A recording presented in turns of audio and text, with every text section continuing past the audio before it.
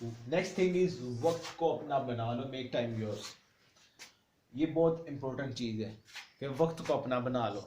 जब हम वक्त जब हम वक्त के पीछे चलते हैं ना, जब हम वक्त के पीछे चलते हैं तो फिर उसके लिए ना एक बड़ा जुमला बोला जाता है, बड़े यंगस्टर्स बोलते हैं अपना वक्त भी आएगा। फिर हम उस चीज़ का इंतज़ार करते रहते हैं कि अपना वक्त भी आएगा। बेशक वक्त आता है, हर एक का वक्त आता है, अपने वक्त भी वक्त पर आता है। आप जो सा दूसरा वक्त है वो एक किस्मत है, वो आपकी फेट है जो अल्लाह ताला ने मुकर्रर की है, वो आपको उस तरह चलाता है। तो अल्लाह ताला ने जब इंसान की किस्मत लिखी तो अल्लाह ताला ने उसकी डायरेक्शन उसको लिखा और उसकी डायरेक्शन का वसीला, उसकी डायरेक्शन का डिसीजन वो उसके हाथ में दे दिया। अल्लाह ताला ने ये बता दिया कि ये इंसान ये करेगा, ये करेगा, लेकिन उसको फैसले का हक उसे खुद दे दिया। अब इस चीज को फॉलो करना है। अगली चीज हुई कि वक्त को चलाओ। वक्त के पीछे भी चलोगे तो वक्त आपको आगे आगे भगाता जाएगा। वक्त भी अगर एक दुनिया की मिसाल की तरह ही है कि आप उसके पीछे भागते जाओ भागते जाओ भागते जाओ, आखिर पे जाके पता लगता है जनाब आगे तो समुद्र है जिसे ना ही पार किया जा सकता है, ना ही कोई पुल है। तो वो आपको उस मुकाम पर लेके आ जा सकता है जिसे हम फिर कहते हैं जी ये वर्ज ऑफ क्योस है, तबाही का दहाना ये वाला।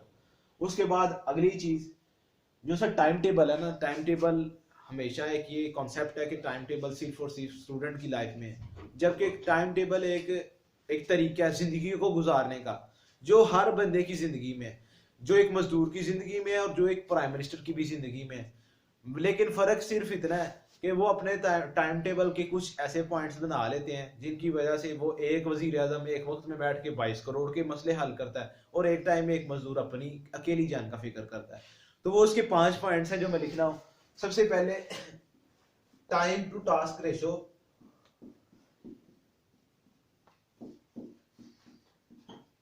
दूसरी चीज उस काम को करने की एफिशिएंसी कि इनपुट आप कितना दोगे तो वो आउटपुट निकलेगा। तीसरी चीज उस काम को करने के लिए आपकी कंसंट्रेशन कितनी है।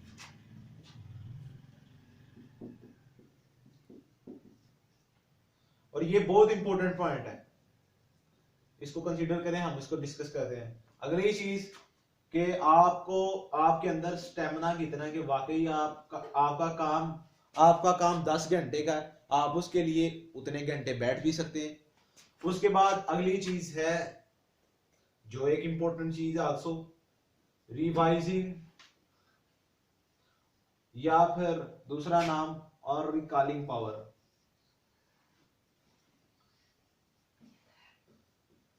सबसे पहला पॉइंट ये है कि टाइम टू टास्क रेशो, कि आपका टास्क कितना है और आपके आपके पास उसके लिए उसको करने के लिए टाइम कितना है। मतलब कि सुबह पेपर है, एक चैप्टर है आपके पास करने के लिए, कुछ भी नहीं किया, अब आप अगर उसको लेके बैठोगे तो आप स्ट्रेस में चले जाओ कि यार ये तो इतना याद होना है। तो फिर आपके पास टास्क, आप उसका टास्क ये बनाओगे यार कम से कम इस बात को समझ लिया जाए इतने टाइम में। फिर आप उसका टास्क बनाओगे यार इसको समझ लिए, इसको थोड़ा थोड़ा करके ना अपने माइंड में इसकी कुछ बेसिक आइडियोलॉजी इसको अपने माइंड में बैठाते हैं। तो उसके बाद अगली चीज है efficiency, input to output ratio. जितना ये बढ़ाते जाएंगे इनपुट उतना आपका वर्क डन बढ़ता जाएगा, जाहिर बात है। उसके बाद कंसंट्रेशन, ये इंपॉर्टेंट पॉइंट है कि आप बैठ जाते हो, किताब सामने खुली है, ऊपर मोबाइल फोन चला रहे हैं जी, सुबह से रात हो गई जी, बच्चा पढ़ा है तो शाम को पता लगता है जी पल्ले कुछ भी नहीं पिया। अगली चीज स्टेमिना, स्टेमिना ये एक इंपॉर्टेंट चीज है। और स्टेमिना हम बड़े ज्यादा स्कॉलर्स को देखते हैं, बड़े ज्यादा आइडियोलॉजी वाले बंदे को देखते हैं, तो हम उसको देख के आते हैं यार यार पढ़ दे 20 घंटे ने साढ़े ऐसी, हम इनके साथ किस तरह मिल सकते। मेरे भाई वो स्टार्ट हमारी तरह के लोग हैं, हम भी गॉड गिफ्टेड क्वालिटीज हर बंदे में प्रेजेंट होती हैं। उनको शार्प करने के लिए अल्लाह ने कुछ के पास तरीके उस तरह के रखे होते हैं, कुछ जीनियस होते हैं उनको सॉल्व करने में, और कुछ इंटेलिजेंट होते हैं, और कुछ उनमें हार्ड वर्किंग होते हैं। तो अगली चीज आ गई है रिवाइजिंग और रिकॉलिंग पावर, कि आपको पता हो कि यार वाकई मैंने वो टाइम टेबल बनाया है, मैंने उसको उस तरह सॉल्व करना है।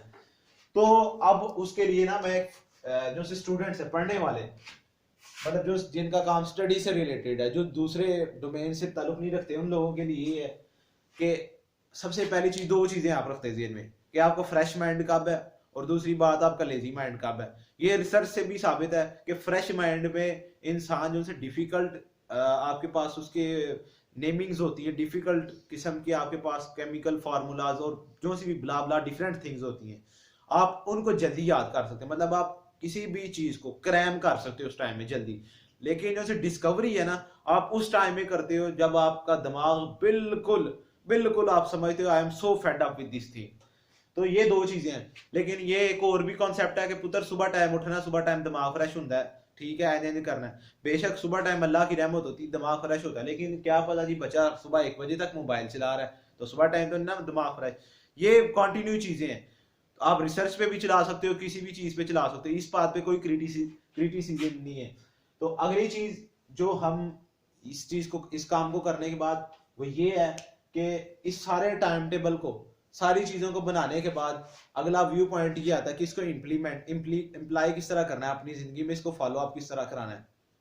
उसके लिए to adopt something, you have to first remove your back, first remove to your previous one. To adopt pre-thing, you have to first of all resist, you have to take something beside your past.